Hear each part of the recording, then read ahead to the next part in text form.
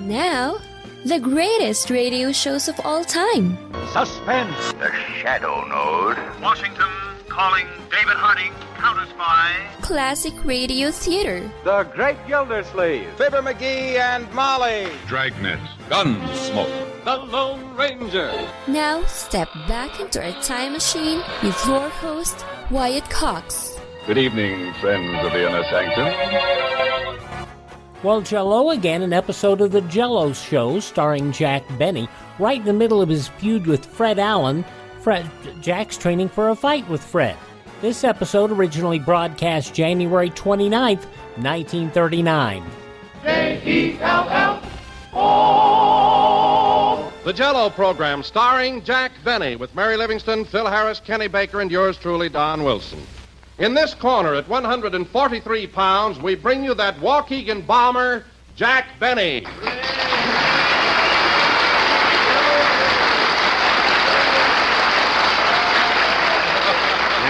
Thank you, Jell-O. Again, this is Kid Benny, your Sunday night slugger, talking.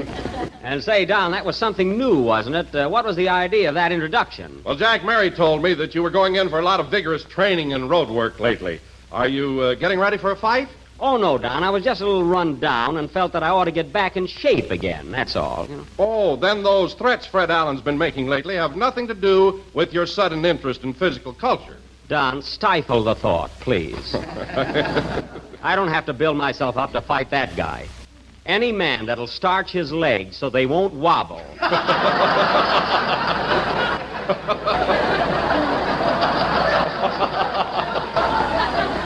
Well. Oh, you think you could lick him then? Don, if we ever got in the ring together, I'd finish him faster than a Scotchman eating a paid-up meal in a burning restaurant. And I'm the guy that can do it. Say, Jack. Yes, Mary? I heard Alan's program Wednesday night, and he made one crack that simply burned me up. I thought he went too far. Oh, yeah? What did he say? He said when it came to fighting, you were dirtier than a Pittsburgh nudist.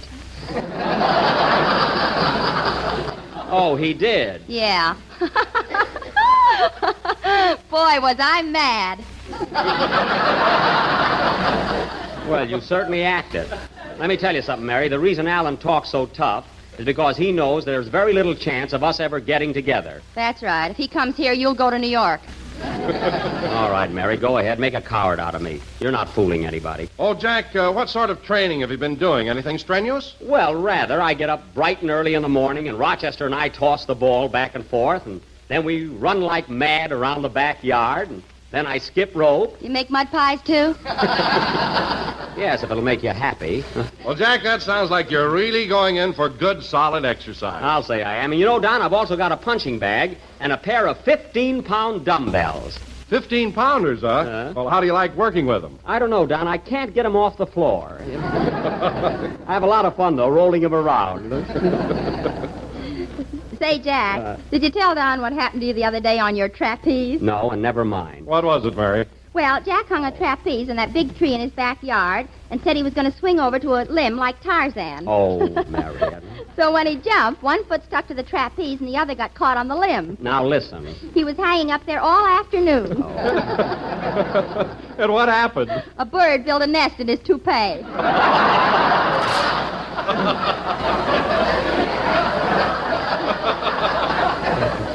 Well, that could happen to anybody.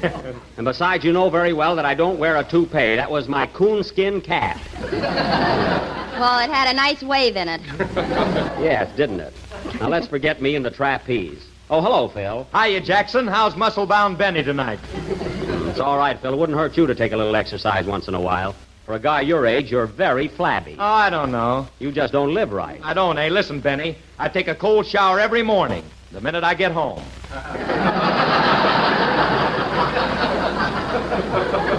Well, isn't that marvelous?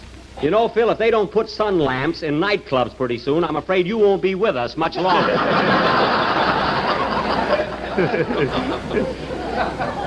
Incidentally, have you forgotten that little rebellion last week, or do you still intend to do your own program? Oh, sure, I'm going through with it. In fact, I've been working on it all week long. Is that so? Say, Phil, what's the name of that product you told us you were signing up with? Bixby's Bubble Gum. Bubble gum. A lot of bubble gum you'll sell. Oh, I'll do all right. And, boy, I got a theme song that'll sweep the nation. You want to hear it? No. I do. I helped him write it. Oh, this ought to be marvelous. 2 minds without a single thought. Go ahead, Phil. Let's hear your theme song. Okay, hit it, Charlie. Give me a little introduction. Bubble gum, won't you buy my bubble gum? It's for me, it's for you. Chew and chew and chew. Oh, brother. It's so sweet, can't be beat for Tom and Joe and Pete. Chew it up, chew it up, chew it up, blow! My bubble gum.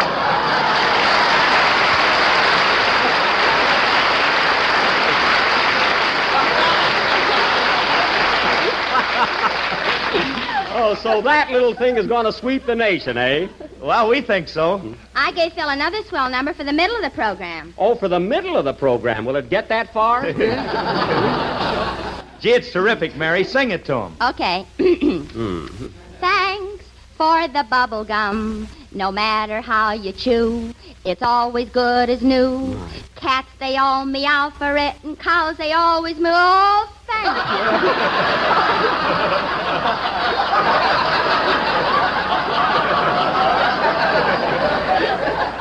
Why, Mary, that ought to be sensational. Huh? You said it. Phil, you wouldn't be on the radio 2 weeks with that junk. What are you talking about? That's classy stuff. Look what's talking about class. You've got the only pinstripe tuxedo in Hollywood. Class. Well, I could answer that, but why bother? Fred Allen takes care of you. Allen, that's all I've heard lately. He's just sore because I exposed him last week. That's Well, all. he should be. You said he was nearsighted, and he claims he isn't. Oh, he isn't. Allen isn't nearsighted, huh? Listen, Don, I saw him in a restaurant one night dressed in Portland's evening gown. So he's either nearsighted or a female impersonator, and he can take his choice.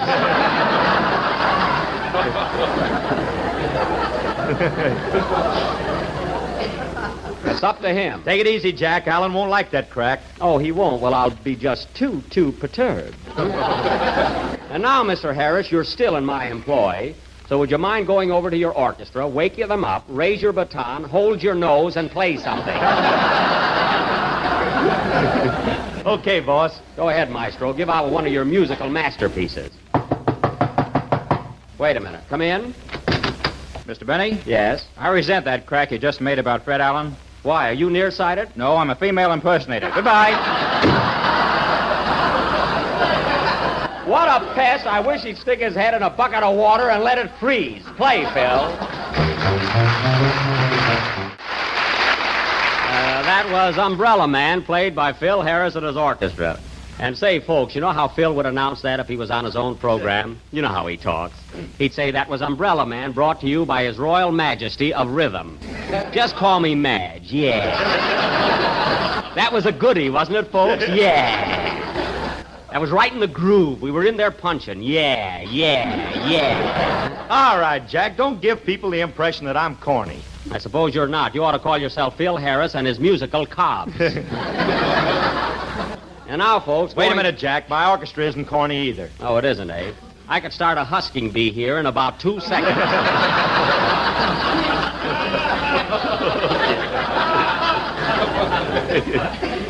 And now, folks, tonight Don Wilson, that rising young author, has written a little play which he is about to announce. Take it, Don. Ladies and gentlemen, the scene is a little vine-covered cottage located in the suburb of a typical American city. The time is 7 p.m. and dinner is being served. So without further ado, we take you to the home of Mr. and Mrs. Average American.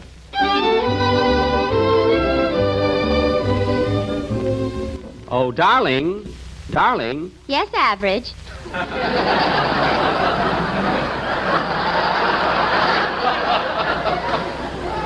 It was so thoughtful of you to have Jell-O for dinner.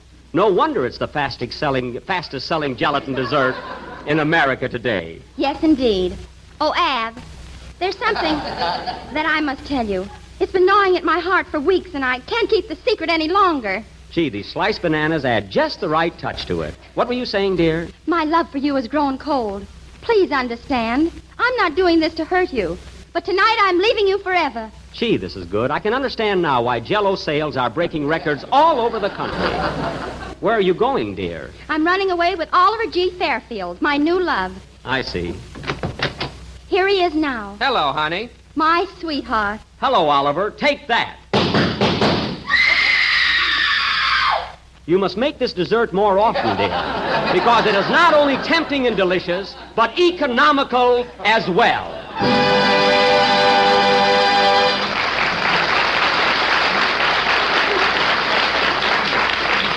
And now, ladies and gentlemen, Don, drag Oliver off the stage, will you? Okay. And now, folks, going from Mr. Wilson's play to our... Oh, hello, Kenny. Hello, Jack. Who's that on the floor? Oliver. Oh, some twist. And now, folks... Why, Kenny Baker, you little imp. That was a very funny gag, wasn't it, Mary? That wouldn't be good if he sung it. Now, Mary, give credit where credit is due. I said Oliver, and Kenny said some twist. There you are, Oliver Twist. Oh, now I get it. There's not that. I had a hunch there was something wrong there. And now, folks, as I was about to say... Say, Jack. What is it, Kenny? Did you hear You-Know-Who last Wednesday night? Yes, I heard You-Know-Who. Boy, did he give J.B. what was coming to him. Kenny, you can drop this none-too-deep mystery. We all heard Alan, and I, for one, am not interested. Well, gee, he certainly answered everything you said about him last Sunday. With one little exception. You notice he didn't say a word about his being a juggler in vaudeville. That's right. Why was that? Because he's ashamed of it. Oh, Don, you remember the Cherry Sisters who used to do an act years ago, and they were so bad that they had to work behind a net? Yes? Well, Alan used to work behind them.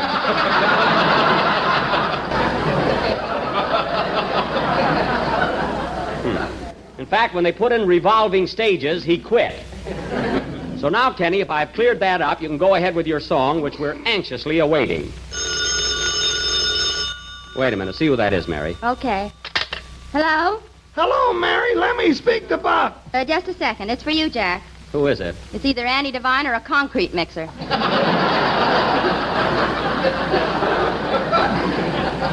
Oh, Andy. I want to talk to him. Hello, Andy. Hiya, Buck. Are you coming over today? Yes, Rochester's waiting downstairs in the car. He's got my boxing gloves and everything I need. Did you ask your pa if I could work out in the barn? Yeah, he said if it's okay with the bull, it's okay with him. Oh, well, how does the bull feel about it? Oh, he don't mind. He went to Pomona to see an old cow he used to know. Well, that's fine. We'll be leaving right away, Andy. See you in a little while. So long. So long, Buck. I'm sorry, fellas, but I have to rush away. You can carry on without me, can't you? Oh, it'll be a tough struggle, but I think we can do it. And how?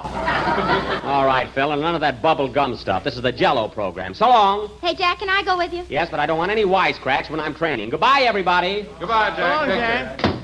January 29th, 1939, Jack Benny on Classic Radio Theater. Classic Radio Theater family, you know our friend Mike Lindell has a passion to help everyone get the best sleep of your life. He didn't stop by just creating the best pillow. He created the best bed sheets ever. They look and feel great, which means an even better night's sleep for me, because, you know, I'm working like 67 hours a day.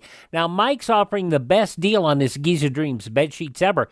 You can get a set of Giza sheets for as low as $29.98. You'll never want to sleep on anything else once you slept on a set of Giza Dream sheets. A special offer for you right now. You can get a set of Giza sheets for as low as $29.98. Call 1-800-928-4715. Use the promo code Wyatt. Or go to mypillow.com, use the promo code Wyatt. It's good on anything on the website. That number again, 1-800-928-4715. Use my promo code Wyatt. The whole Jack Benny-Fred Allen feud started when Fred Allen one night had a young violinist on his show who played an exceptionally difficult piece, and Fred Allen said Jack Benny should be ashamed of himself for calling himself a violinist. This young boy is only, I think it was like 10 years old. And Jack responded, well, when I was 10 years old, I could play that good. And the whole thing escalated. It was months before they even discussed a feud. They were best of friends. January 29th, 1939, Jack Benny on Classic Radio Theater with Wyatt Cox.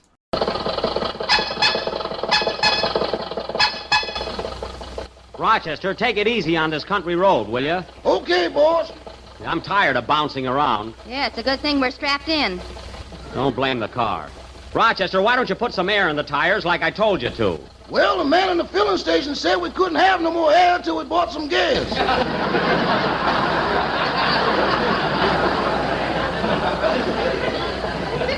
Don't alibi. Now, the first chance you get, put some air in those tires. What's the use? It just goes in one hole and out the other. They're not that bad, so keep still. Say, Jack, are you sure this is the road to Andy's farm? I think so. Rochester, where's that road map I had? The road map? Yes. You glued it on the medicine ball and made a globe out of it. Oh, that's right. Now, let's see. Andy's farm ought to be around here somewhere. I know we must be close to it. Hey, boss, there's Mr. Andy's place right down the bottom of this hill. Oh, yes, there it is. Shut off the motor, Rochester. It's more of a thrill coasting down. Oh, how much gas can you save on one little hill? That's not the point, Mary. It's better for the car. Shut off the motor. Hold on, boss. Here we go. Yes, sir. Whee! Hey, Mary, isn't this fun? Yeah, some excitement. Boy, we're really moving now. Say, boss, you know that loose front wheel we got? Yes? Well, there it is, way up ahead of us. Oh, for heaven's sake, catch up to it. Hurry up. Jack, we're going too fast. All right, Rochester, slow down a little. Slow down, Rochester. Step on the brake. It's down to the floor now. Well, good heavens, we're heading straight for Andy's barn. Quick, let me have the wheel. Here you are, boss. Don't hand it to me. Look out. Look out, everybody. Here we come, Andy, ready or not. Rochester, look out for the barn. Don't worry, I see it.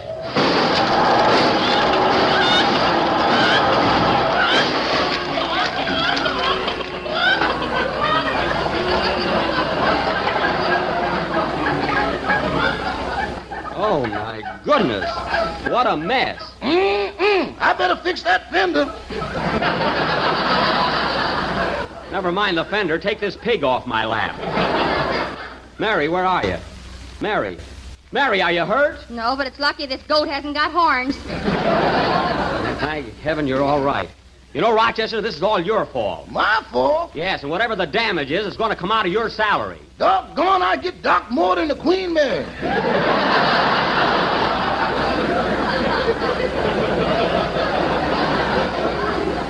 Well, you ought to. And quit making goo-goo eyes at that chicken. It belongs to Andy. Hey, Buck! Buck! Here comes Andy now. Act nonchalant, Jack. Yeah, hello, Andy. Hiya, Buck. Are you hurt? No, Andy, but I'm sorry we crashed into your barn like this. Oh, that's nothing. Pa does it every Saturday night. He does? Yeah, then the darn fool takes off his shoes and tries to sneak into the house. Well, there's no harm trying. Say, Rochester, get the boxing gloves and my training clothes out from under the back seat. Okay. Thanks very much, Andy, for letting me use your barn to train in. Where can I get into my trunks? Oh, right over there in that stall. Oh, fine. Mary, will you excuse me while I change my clothes? I'll excuse you while you go to South America. Very sweet of you. I'll be back in a second, Andy. Say, Mary, what's Buck doing all this training for? Oh, he's balmy. He thinks he's going to fight Fred Allen. Well, is he? Why, if those two ever meet, Jack will probably haul off and faint. Well, just the same, it won't hurt Buck to get in shape. Here he comes now. Gee, that was quick. Yeah.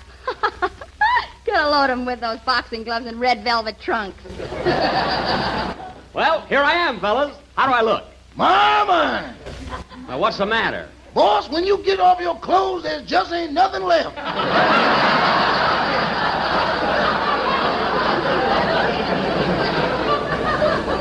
Well, that's the purpose of my training. I want to fill out. Say, Buck, Fred Allen was right about your chest. It does cave in a little. Oh, well, a good slap on the back will fix that. All right, Mary, what are you shaking your head for? I thought you told me you had muscles. Well, I have. Look when I pull up my arm. What do you see now? A hula dancer. I'm not talking about my tattoo. Mary, you annoy me. Why don't you go milk a cow or something? Well, what do you say, Andy? How about putting on the boxing gloves and having a little slugging match with me? Oh, no, nothing doing, Buck, nothing doing. I don't blame you. I'll put them on with you. Oh, shut up.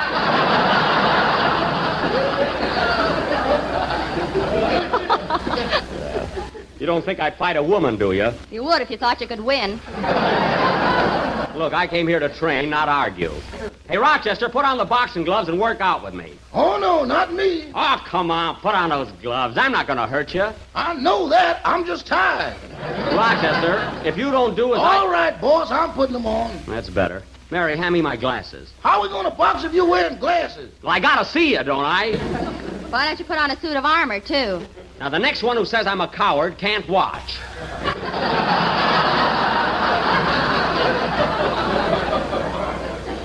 All right, Rochester, and remember, no holding in the clinches, hitting below the belt is foul. And over the fence is out. Never mind that. Now, let's get going, Rochester. First, we'll spar around a little and get warmed up. Then I want you to tear right into me. Okay, let's go. Attaboy. What's the matter, Andy? With you and Rochester sparring around, it looks like you're shadow boxing. Yeah. Hey, Mary, how's my footwork? Very flat. It's a good thing they are. It's harder to knock me over. Hey, Andy, watch me get Rochester. Okay, Buck. Hey, Rochester, look. What's that behind you? Where? Right there. Ow! I got you that time, Rochester. Boy, did I give you a black eye. Black eye? Yes. You'll have to peel me to prove it. Oy vey, it's almost like the 1930s edition of Jack Benny was different from what we grew to know and love at the end. January 29th, 1939, Jack Benny, here on Classic Radio Theater with Wyatt Cox. The conclusion, along with an episode of Captain Midnight, straight ahead. Don't go away.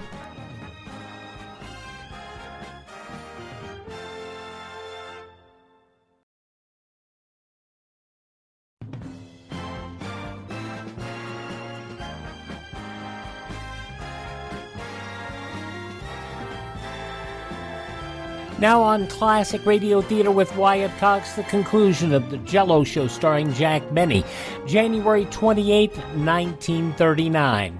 Hey, Rochester, look. What's that behind you? Where? Right there. Ow! I got you that time, Rochester. Boy, did I give you a black eye. Black eye? Yes. You'll have to peel me to prove it.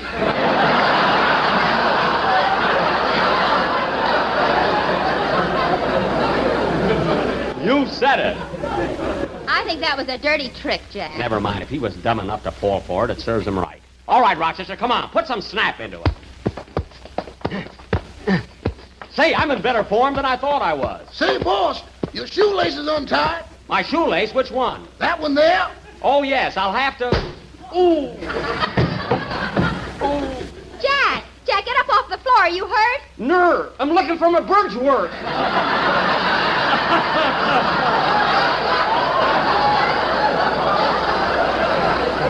Your what? My bird's work. The darn crow knocked my turf her. What's he saying, Mary? Rochester knocked out his bridge work. Oh, that's awful. Never mind turkey. Help me burn my turf.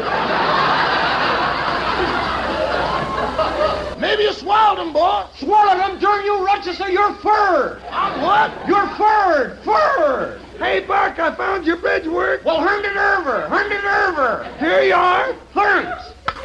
All right, Rochester. Come on, put up your dukes and fight. Rochester, where are you? I'm up here in the haymow. Oh, you are, eh? Well, I'm going to wait for you down here if I have to stay all night. Okay, I'll see you in the morning, boy. Why, the coward, I'll teach him to knock my teeth out. You don't have to, Buck. He knows how.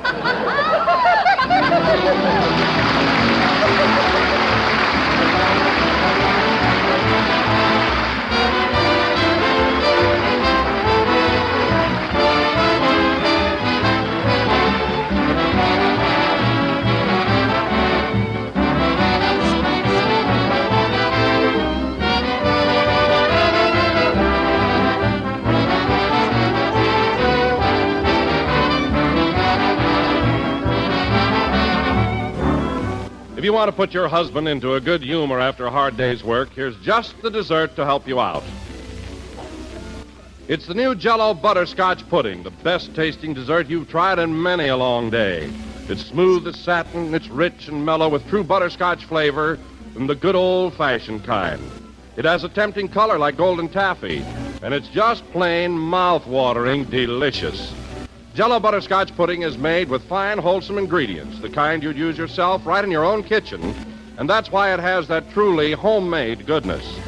Then try Jell-O chocolate pudding, rich and smooth and real chocolatey. And Jell-O vanilla pudding, creamy and delicate. All three Jell-O puddings are just as appetizing and good as the kind your mother used to make when you were a youngster, but they're far quicker and easier. There's only a few minutes cooking required, and you can't go wrong. So ask your grocer tomorrow for Jell-O butterscotch, chocolate, and vanilla pudding, the real homemade kind.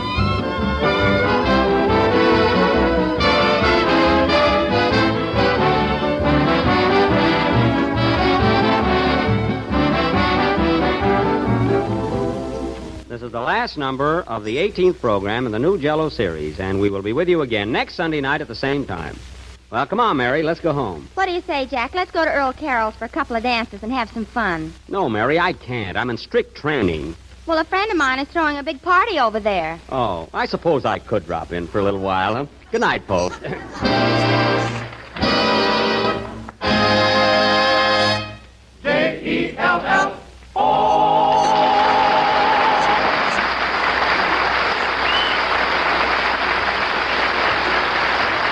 Kenny Baker appears on the Jell-O program through courtesy of Mervyn LeRoy Productions. Jubilee is from Paris Honeymoon, and it's the strangest thing from the picture Up the River. This is the National Broadcasting Company. January 29th, 1939, Jack Benny on Classic Radio Theater with Wyatt Cox. Now on Classic Radio Theater with Wyatt Cox, an episode of the serial Captain Midnight. This goes back to January 29th, 1940.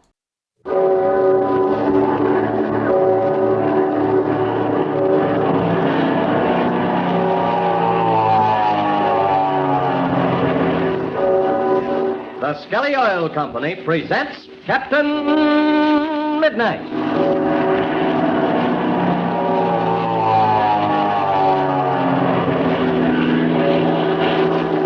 Captain Midnight, brought to you 3 times each week by the Skelly Oil Company, Skelly Choppers and Dealers. See, the other day I told you how to help your dad make your family car start like an airplane fast as a flash, remember? I told you to tell him about Skelly Aeromax, gasoline that's tailor-made for quick starting in your kind of weather. Well, tonight, I want to tell you what it means sometimes to have a car that starts like an airplane. So, first, I want you to think about some of the times when it might be very important to have a quick-starting car. Times when a few minutes' delay might be extremely serious. There's catching trains, for instance, or times when Dad has to get to work right on time for some special big job and the car won't start. Or there's times of real serious emergency, fires, accidents, or something like that. You sure want a fast-starting car then, don't you? That's why it's mighty important to know about a gasoline that's tailor-made for quick starting in your kind of weather.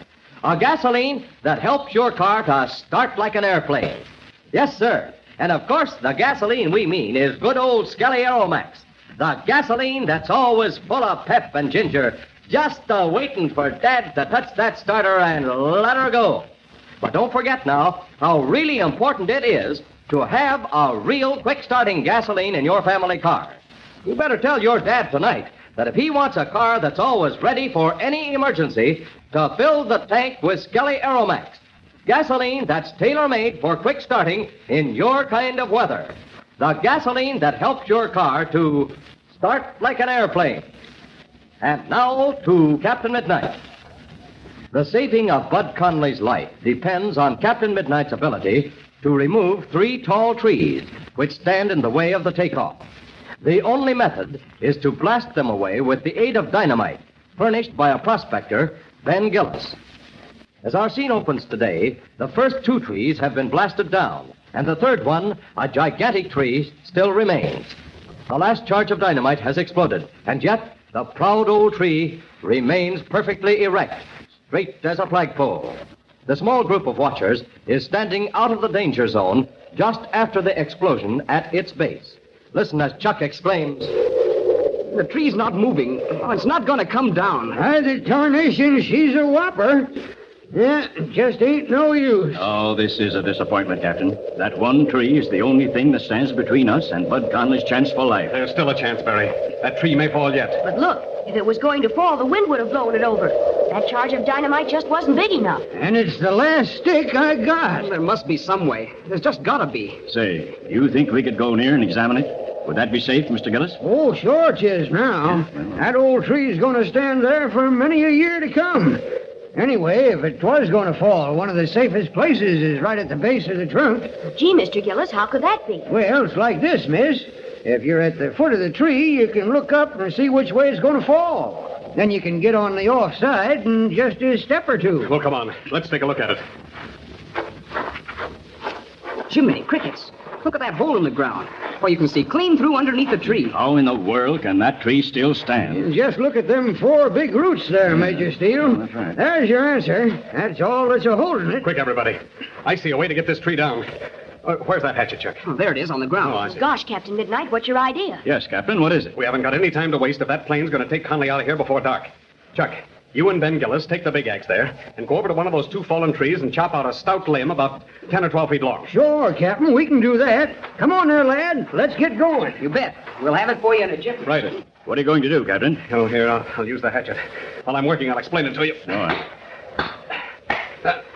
Root from loops. You're going to chop that root through. That's it. I'm going to chop that root through. Then all that'll be holding the tree up is the other 3 roots. When I get through with this root, I believe the wind will blow the tree over, and it'll fall away from us. But what's the idea of the limb you sent Chuck and Mr. Gillis for? I'm going to use that as a brace against it falling our way. We can't take any chance of anyone getting hurt now. Gosh, you're almost through that root already. Say, look, here comes Chuck and Ben Gillis. Boy, they've got a swell log, too. Well, I'll take this spade and start digging the hole for one end of the log. Oh, that's enough here. Oh, no, Barry, don't do that. You're still pretty weak. Let Chuck or Ben Gillis do it. Besides, we've got to see how long the log is before we can dig the hole. Well, you're right at that. Yeah, how do you like this one, Captain Midnight? Couldn't be better, Gillis. All right, now, come on. Let's see how long it is. Brace it against the trunk at about the angle we'll want there. There. There. How's that? Oh, that's excellent. Make a mark there with the spade, Chuck. Here you are, Chuck. Oh, thanks a lot. Oh, that's it. All right, that's fine. Now, drop the limb on the ground and make a hole there for one end of the pole. There. That's swell. How deep a hole do you want, Captain Midnight? Oh, not very deep there, Chuck. About 8 or 10 inches. Okay. I see your idea, Captain Midnight. It may work, too. I believe it's our only chance. Aren't you going to chop the rest of the way through the root? About 2 blows will finish it, Patsy. I don't want that tree to fall before we're ready. Are you coming now, Chuck? How's this? Oh, that's fine. Now then, let's hold the log up and ram it down into the hole. Come on. Here, I'll help you. All right. There we go. All right, now, wait. That's high enough. All right, now, into the hole with it. Gee, it goes down about a foot. Yeah, that's fine. I notice you've cleaned some dirt out from the side toward the tree. That's good. All right, now, let's put the other end against the tree trunk. Easy. How's that? Couldn't be better. Now then, Chuck, you and Gillis lift the limb up about 4 or 5 feet there. Come on, lad. How's that, Captain? That's fine. Hold it. Now, I've got room to chop through the rest of the root. As soon as I cut through the last bit, you 2 lower the limb against the tree. All right, you are. All right, here goes then. Look, the root's through. Quick, lower the limb. There. Now she's braced. That tree can't fall this way. Oh, I'm afraid it's no go, Captain. The tree isn't moving. I don't know about that. Look up above. Yeah? Yes, I think she's beginning to go. Oh, you're right, Patsy. She is going. Stand still, everyone. You and Gillis, Chuck, keep pressing down on that brace hard. The wind is forcing her over. Look, she's gathering speed. The log doesn't do any good now. All right, drop it, you 2, and stand back there. Gee, what a sight to see. I'll say. It sends chills down your back. Yes, there's a tremendous amount of power let loose when one of those things goes over. Well, the last obstacle is removed now. We haven't any time to lose. You sure figured her out, Captain Midnight. Looks like you're going to get your friend out after all. What'll we do now, Captain Midnight? Just a second, Chuck. Would you do me a favor, Gillis? You betcha. What is it? Go with Major Steele and Patsy Donovan and help carry the sick man to the plane. You stay here, Chuck. I want to talk over some things with you. Okay, Captain. Oh, come on, Major Steele. Come on, Mr. Gillis. We'll have Mr. Conley back here in no time. Right. All right, Chuck. Let's walk over to the plane. Sure, Captain Midnight. In the first place, you've got to make one of the most difficult takeoffs that any pilot could attempt. I know. And there's another thing I know I mustn't do. And that is to try to get off the ground too soon. No, Chuck. No, that's absolutely fatal. Now, here's what I do. I'd keep the ship's nose down, easing it up very gradually, getting just as much speed as you possibly can, and allow the wheels to stay on the ground until you're almost up to the first tree trunk. Then I'd pull her off, but not too abruptly. All right, I'll do just that. Oh, and there's something else I've just noticed, Captain Yeah, Midnight. what's that, Chuck? The wind. It's changed direction slightly. It's coming a little bit more from the west quarter. Mm-hmm. And what does that mean to you? Well, it means that I must turn that side as soon as I can, so as to gain the benefit of the lift from that side. Right, Chuck, right. And it works in fine, too, because there are no trees on that side to worry about. Well, here we are. While the others are bringing Conley, we'd better lift up the tail and turn the ship around. Here, let's get over there. We've got to have as much room as possible for the run. Okay, I'll take this other side. That's it. All righty now. All right, come on, lift. All set? All right. Come on now, around with it. Easy. There, that's fine. Let her down. Easy now. Oh, this is swell. The tail was almost touching this tree trunk. Yes, you've got as much room for your takeoff now as you could possibly have, Chuck. Well, there wasn't anything more we can do for you. Well, I'll do my best, Captain Midnight. But they'll be along with Conley pretty soon. I know. Hadn't we better get up into the cabin and warm up the engine? Absolutely, Chuck. There isn't anything more important than that. All right, come on. And do you want to warm it up? No, Chuck. You're going to do the flying. You get in the pilot's seat and take charge right now. Okay. I guess I might as well get her started. Yeah, sure. We haven't any time to waste.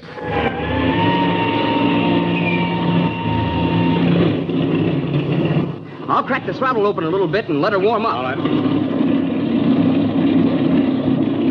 Now then, Chuck, while the engine's warming up, I want to give you some instructions.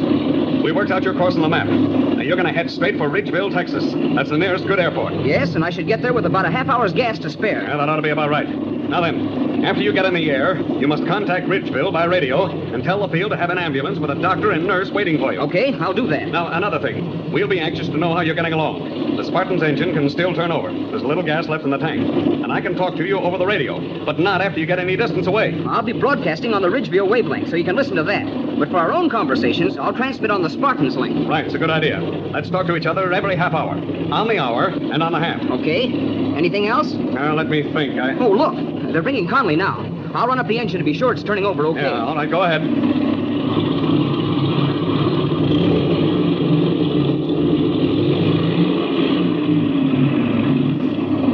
She's turning over like a sewing machine, and I tested her on each mag. So I noticed. I believe the engine's all right, Chuck. Well, here we are. Here's Conley. Oh, okay, Major Steele. We'll lift him up in there, Captain Midnight. All right, but be careful, be careful.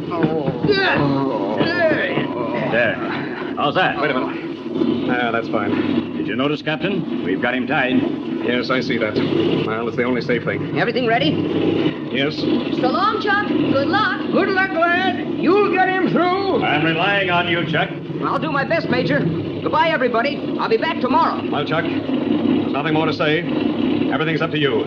A man's life is in your care, and I know that somehow you'll get him through. All right, Captain. But there's one favor I want to ask. Now, what's that, Chuck? Don't send me away to flying school. Well, we'll talk that over later, Chuck. Right now, you've got a job to do. Now, set your brakes. Open that motor, and when I wave to you from the outside, take her off. Okay, and so long.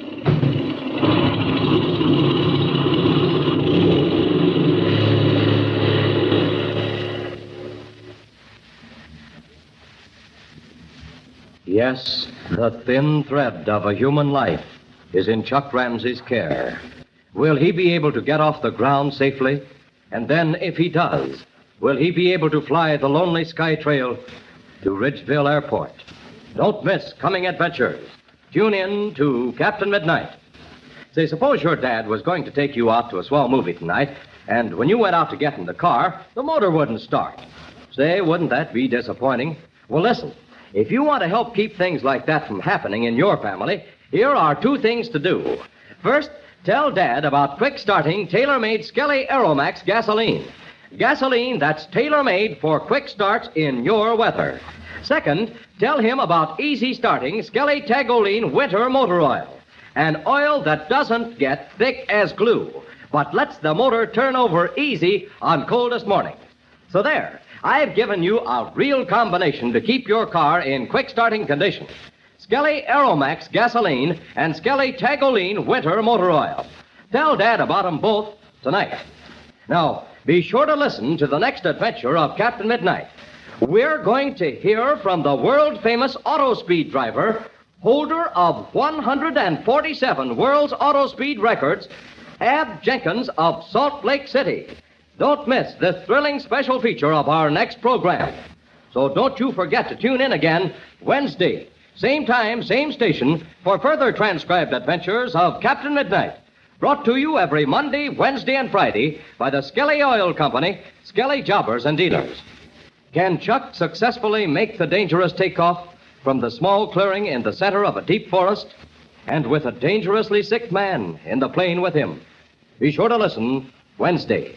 Until then, this is Don Gordon, your Skelly Man, saying goodbye and happy landing!